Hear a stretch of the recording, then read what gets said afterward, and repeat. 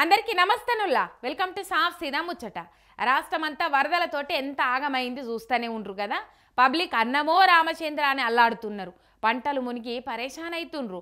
ఖమ్మం మైబాద్ దిక్కైతే బతుకులు బలాట్ల పాలైనాయి అని బాధితులకు అసొంటల తానికి పోయి ధైర్యం చెప్పేది పోయి కేసీఆర్ ఏం చేస్తాడు, కేసీఆర్ ఇంట్లుండు అని మాటలు మాట్లాడుతుండు. కానీ అధికారంలో ఉన్నది నేను, పనులు చేపియాల్సింది నేను అన్న సోయి మాత్రం మర్చిపోయినట్టుండు సీఎం సార్ అని అటు బాధితులు కూడా బగ్గుమంటున్నారు. ఖమ్మం జిల్లాను వరదంతా ఆగం చేసింది.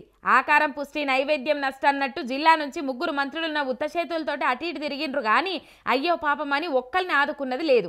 బాధితులు కాపాడుండ్రని గొటగొట ఏడుస్తే హెలికాప్టర్ పంపే దిక్కు లేదు. అదే మంత్రులు తొలిసూరు జిల్లాకొస్తే పూల వర్షం గురిపియనీకి హెలికాప్టర్లు దొరికినాయి. కానీ మమ్మల్ని కాపాడనీకి దొరకలేదా అని వరద బాధితులు బగ్గుమంటుండ్రు. ఇసొంటి శాతగాని సర్కారును ఎన్నడూ చూడలేదని శాపనార్థాలు పెడుతుండ్రు. వరదల్లో 33 మంది దాకా జీవిడిస్తే సర్కారు 16 మంది జీవిడిచిండ్రని చెప్పేదందుకు గింత శరం అనిపిస్తలేదా అని మండిపడుతుండ్రు. 2 వద్దులు వరద బీభత్సం చేస్తే జూబ్లీ హిల్స్ ఇంట్లుండి ఏం పడావు చేసిండు సీఎం. అంత అయిపోయినాక ఏం చేద్దామని ఖమ్మానికి వచ్చిండని అంటుండ్రు. ఇక ఫంక్షన్కి వచ్చినట్టు స్టేజీలో డెకరేషన్లు చేసుకొని ప్రెస్ మీట్లు పెట్టి గప్పాలు కొట్టుడు తప్ప నిజంగా సీఎం ఒక బాధితునికి సాయం అందేటట్టన్న చేసిండా అని బాధితులు గుస్సా అవుతాండ్రు.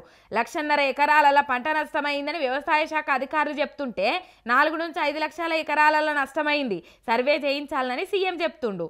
అసలు వాతావరణములు 3 వద్దులు మొండి వానలు పడతాయని ముందే చెప్పినప్పుడు జనాలను అలర్ట్ చేయవలసిన ఈ సర్కారు ఏం చేస్తున్నట్టు? వరదొచ్చే ఏరియాలున్న జనాలను అలర్ట్ చేసి సేఫ్టీ జాగాలకు తరలించాలి కదా.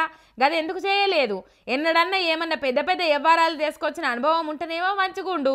ఎంతసేపు బట్టగాల్చి మీదేసుడు, ప్రతిపక్షం మీద బదనామేసే వరకే సరిపోయే. ఇక సవరిచ్చుడు గురించి సర్కార్కి ఏమేరకైతుందని దుమ్మెత్తిపోస్తున్నారు నెటిజన్లు.